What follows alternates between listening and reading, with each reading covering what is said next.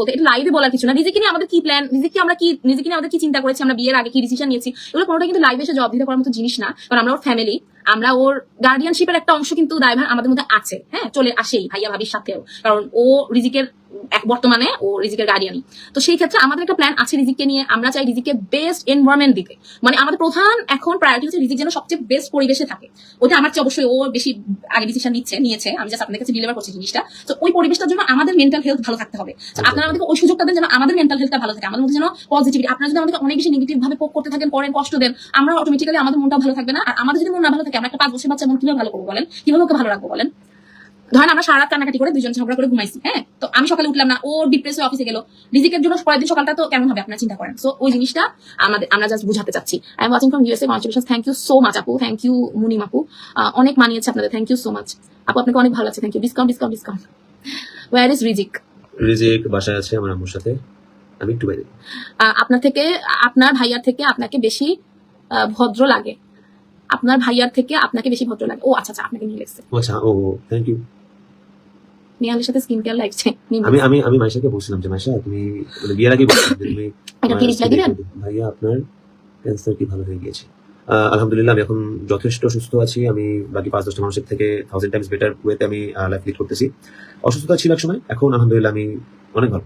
আচ্ছা, এই কথাটা যেহেতু পাবলিকলি, আমরা কখনোই এই কথাটা পাবলিকলি আনতে চাইনি না। ওর ফ্যামিলিও মানে বিয়ের মধ্যে আর কি, মানে বিয়ের সিচুয়েশন আমরা চাই না যে ওর এই অসুস্থতার কথাটা উঠে আসুক।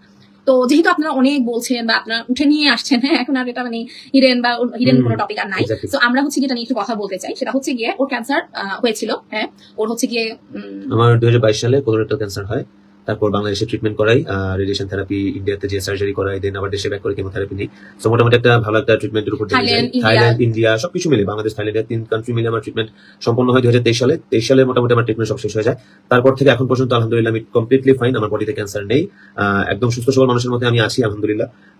রেগুলার চেকআপে থাকা লাগে কম বেশি, বাট সেটাও ইভেন্চুয়ালি আস্তে আস্তে কমে যাচ্ছে। এখন বছরে একবার চেকআপ করানো লাগে, সামনে ইনশাআল্লাহ 2 বছরে একবার চেকআপ করানো হবে, সেটা সেরকম। বাট আলহামদুলিল্লাহ এখন আমার বডিতে কোনো ক্যান্সার নেই, আই এম কমপ্লিটলি ফাইন।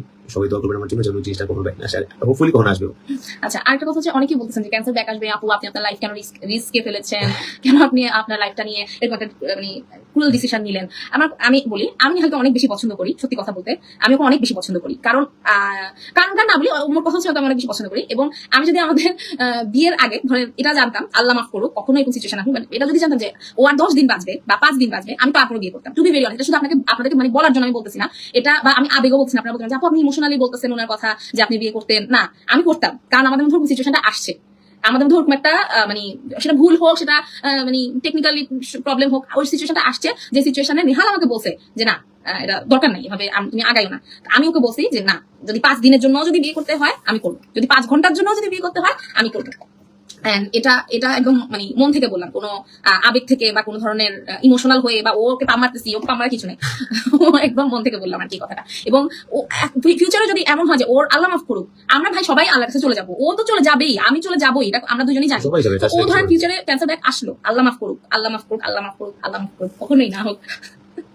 আমি বলি শুধু ক্যান্সার ইনশাআল্লাহ ব্যাক আসবে না, আল্লাহ মাফ করুক। কখনো যদি ক্যান্সার ব্যাক আসেও আমরা আবার ফাইট করব, বিকজ একবার ক্যান্সার বিট করতে পারছি যেহেতু আমি 1000 টাইমস পারবো। সো মানে দ্যাটস নট এন ইস্যু। আমি টু বি ভেরি অনেস্ট, আমি সবসময় 2022 সাল থেকে যখন আমাকে মানুষ ক্যান্সার নিয়ে জিজ্ঞেস করে, আমি একটা কথাই বলি যে মৃত্যু তো আল্লাহ লিখে রাখছে, মানে কতদিন হায়াত আছে সেটা আল্লাহ জানে। বাট আমি এতটুকু নিজের উপর আমার একটা কনফিডেন্স, আমি বলবো ওভার কনফিডেন্স না, একটা সেলফ কনফিডেন্স আছে, এন্ড আল্লাহর উপর একটা বিশ্বাস আছে যে ক্যান্সারের কারণে আমার কিছু হবে না।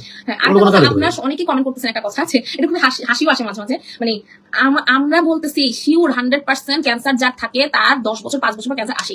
বাট আমাদের যেই আমরা বড় বড় বাংলাদেশের সবচেয়ে বড় কোলোরেক্টাল সার্জনরা বলেছে যে এটা কোনো কথা না, এটা মিথ যে ক্যান্সার ব্যাক আসেই। এটা ডিপেন্ড করে আপনার লাইফস্টাইলের উপর, আপনার সবকিছুর উপর। এবং আলহামদুলিল্লাহ ইনশাআল্লাহ এই লাইফস্টাইলটা ওরকম আছে এবং থাকবে সবসময়। ও অনেক সচেতন একটা মানুষ, ও নিজেকে নিয়ে ও অনেক বাঁচতে চায়, সত্যি কথা বলতে। আপনারা বারবার এই কথাটা বলে ওকে হার্ট করে না।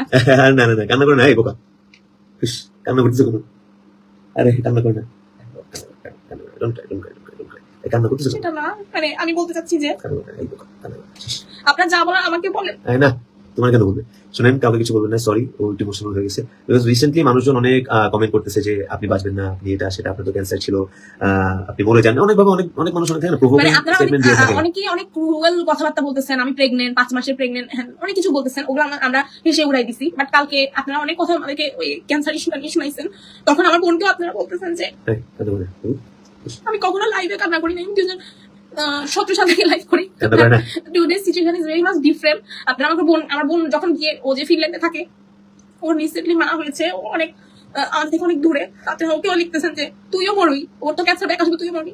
এই কথাগুলো রিয়েল আইডি। আমি মানে একটা একটু আমি চাচ্ছি না কি বলে বাজেভাবে কোনো কিছু বলতে, বাট একটা জিনিস বলবো যেটাতে আমি বিশ্বাসী, শকুনের দোয়া গরু মর। হ্যাঁ, আমি এটাতে একদম মানে প্রথম থেকে বিশ্বাসী। হ্যাঁ, সো ক্যান্সার আসবে নাকি আসবে না, ইউ নেভার নো। আল্লাহর উপরে আমরা ভরসা রাখতেছি, আমরা চেষ্টা করতেছি কিভাবে নিজেদের লাইফস্টাইলটা ওইভাবে মেনটেন করা যায়, সো দ্যাট আমার ক্যান্সারটা ব্যাক না করে। এন্ড আল্লাহ মাফ করুক যদি কখনো ক্যান্সার ব্যাক করেও, আমি ফার্স্ট স্টেপ যেভাবে ফাইট করছি, ইনশাল্লাহ এবার ওইভাবে ফাইট করবো। ইনশাল্লাহ ক্যান্সার থেকে আবার বের হয়ে আসবো যদি আমার ক্যান্সার ব্যাক করে। মেডিকেল আমি যদি স্টেটমেন্টের কথা চিন্তা করি, ওই ক্ষেত্রে চিন্তা করলে বলা যায় আমার ক্যান্সার ব্যাক আসার চান্স খুবই কম, বিকজ ক্যান্সার হবার পরে আপনার যদি এরকম কোনো সার্জারি হয়, সেটার পরে মোটামুটি প্রথম 3 বছর 4 বছর অনেক রিস্ক থাকে ক্যান্সার ব্যাক করা। তো আমার সার্জারি হয়েছে, ইটস বিন লাইক 4 ইয়ার্স। এখন পর্যন্ত আমি সুস্থ আছি, এন্ড নিজের শরীরে বোঝা যায় যদি কোনো কিছু হয়। ইন দ্যাট কেস আলহামদুলিল্লাহ আমি অনেক ভালো আছি, এন্ড হোপফুলি ক্যান্সার ব্যাক করবে না। একদম কমেন্টস, অনেকগুলো কমেন্ট চলে গেছে। সরি, অনেক কমেন্ট আমরা মিস করে আমরা একটু ফেলেছি। রিসেন্ট কমেন্টের দিকে চলে যাই। যারা উপরে কমেন্ট করছেন তারা আবার একটু কষ্ট করে কমেন্টগুলো করেন প্লিজ। আপনি কি চট্টগ্রামে? না আপু, আমি চট্টগ্রাম। এখন যেই টপিকে আমরা আসলে পোস্টগুলো করছি, বা আমার বোনরা আসলে পোস্টগুলো করছে, তাদের ছোট বোনের বিয়ের ছবি আপলোড করছে বা ভিডিও আপলোড করছে, সেখানে আসলে আমাদেরই আরো একজন পরিবারের সদস্য, আমাদেরই কষ্টটা নিয়ে আপনারা বেশি কষ্ট পাচ্ছেন, আপনারা আমাদেরকে উল্টা ট্রোল করতেছেন, সেটা আসলে খারাপ আর কি। আসসালামু আলাইকুম আপু ভাই।